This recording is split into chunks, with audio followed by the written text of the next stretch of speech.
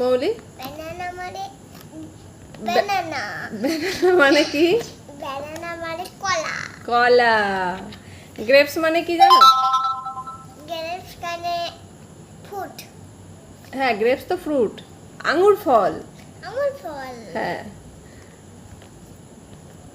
আর guava মানে কি বলো তো? গুয়াভা মানে কি বলো তো? গুয়াভা মানে কি বলো? গুয়াভা মানে পেয়ারা। পেয়ারা।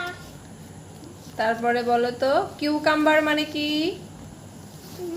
কিউকাম্বার মানে কি? কিউকাম্বার কিউ মানে কিউকাম্বার মানে শসা। শসা। কাইট মানে কি?